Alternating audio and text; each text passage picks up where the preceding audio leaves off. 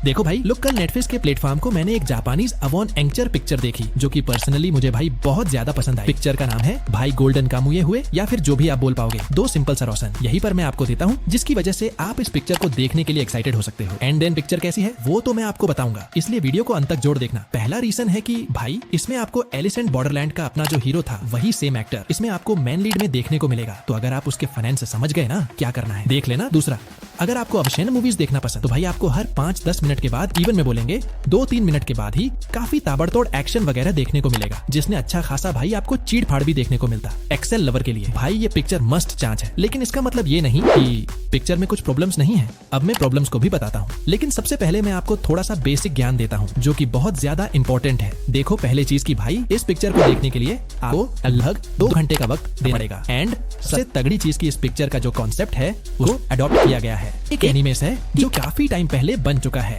उसके 4 सीजन भी आए हुए हैं। सेम नेम, मतलब मोटा मोटा नेटफ्लिक्स का। एक और लाइव एक्शन एडॉप्शन है एनीवे। एक और इम्पोर्टेंट चीज लोगों की भाई, तब इस पिक्चर को हिंदी डब नहीं किया गया है। इंग्लिश आपको ये नेटफ्लिक्स के प्लेटफॉर्म में मिल जाएगा। लेकिन एक जो मेन आपको बताता हूँ, परेशान नहीं होना है भाई। इस पिक्चर में जो आपको चीजें देखने को मिलेंगे उन पार्ट बैनन में केवल सेटअप किया गया। इसके आगे के भी पार्ट्स आएंगे एंड इसको बहुत सारे लैंग्वेज में डब किया गया। एक चीज की शर्त की आने वाले टाइम में आपको ये डेफिनेटली हिंदी डब में देखने को मिलेंगे। बाकी जैसे इसका पार्ट 2 पार्ट 3, क्योंकि भाई इसकी जो दुनिया है वो बहुत ज्यादा बड़ी है। हो सकता है आने वाले फ्यूचर में आपको इसके बहुत सारे पार्ट देखने को मिले, तो डेफिनेटली आपको हिंदी में नेटफ्लिक्स के प्लेटफॉर्म पर देखने को मिले। उसके लिए आप वेट कर सकते हो, बट मैं आपको थोड़ा सा कहानी का आइडिया देता हूँ, तब आप सुन के इसको भाव दो। देखो भाई, इसकी कहानी में आपको सुगीमोटो के कैरेक्टर की जर्नी को फॉलो करना है, क्योंकि भाई आर्मी के एक डिवीजन का सोल्जर है। उसको इमर्टल क्यों बोला जा रहा है, इमर्टल वाला समझो अमर क्यों बोला जा रहा है। जो आप इस पिक्चर को देखोगे तो आपको पता चल जाएगा। लेकिन हाँ भाई, जीस है वो एक ऐसी जर्नी में इस पिक्चर में निकलता है जहाँ पर उसको एक ट्रेजर को फाइंड आउट करना है। एंड भाई उस ट्रेजर मतलब खजाने तक पहुंचने का जो रास्ता है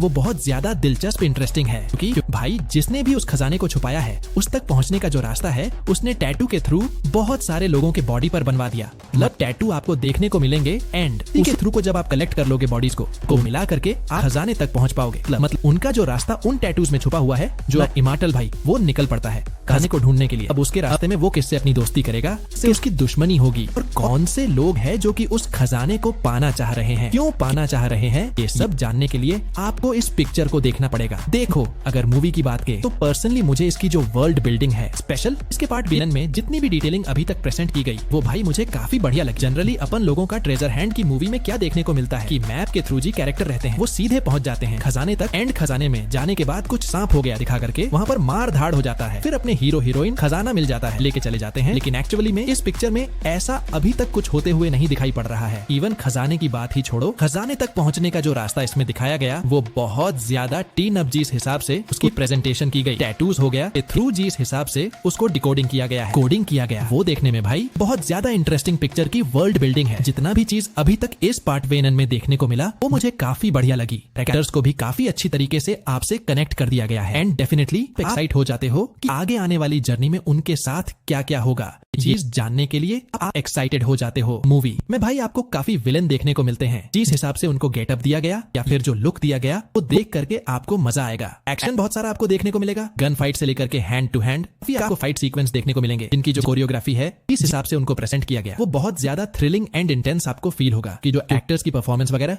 भी काफी अच्छी है। तो ये पिक्चर आपको डिसपॉइंट नहीं करेगी। साथ साथ प्रोडक्शन वैल्यू है, वेन इस पिक्चर का जो बीजीएम है काफी ज्यादा बढ़िया था, लेकिन भाई कमी भी है। अगर कमी की बात करें सर, तो मैंने आपको बताया पिक्चर की जो कहानी है अभी इसके पार्ट 1 में केवल सेटअप किया गया है, जिसकी वजह से कहानी में आपको बहुत सारे लू फोर्स देखने को मिलेंगे, काफी चीजें जिनको एक्सप्लेन नहीं किया गया अभी तक। दूसरी चीज कैरेक्टर लेवल, हमें इंट्रोडक्शन ही देखने को मिला, लेकिन जितना मिला है वो आपको कनेक्ट करता है, बट फिर भी तो उनकी हिस्ट्री मिस्ट्री है पूरी तरीके से सुलझाई नहीं गई है। ये जो थोड़ी चीजें हैं आपको डिसअपॉइंट कर सकती है, क्योंकि भाई मेकर्स ने 2 घंटे लिया बट इन पर ज्यादा काम नहीं किया है। बट इन सब को हटा करके मैं आपको इतना बोलेंगे कि अगर आप एक बढ़िया fun to watch action adventure picture देखना चाहते हो, स्पेशली अगर आप RSU के फन हो, डेफिनेटली आप इस पिक्चर को एक बार ट्राई कर सकते हो। इसके कॉन्सेप्ट एंड इस यूनिकनेस की वजह से जहां तक मुझे लगता है कि भाई इन केस अगर आप अभी से इस पिक्चर को देखना शुरू कर दोगे, आने वाले पार्ट्स में ये पिक्चर आपको तगड़ा वाला मजा देने वाली है। बाकी मेरी बात करें तो इस पिक्चर को ओवरऑल जज के थ्रू रखूंगा 7.5 आउट ऑफ स्टार। आपने देखा तो आपको पिक्चर कैसे लगी? क्या आप इसके पार्ट 2 के लिए एक्साइटेड हो या फिर लिख करके जरूर बताना। बाकी मेरी वीडियो काम की लगी तो वीडियो को लाइक कीजिए और चैनल को सब्सक्राइब। Bye bye.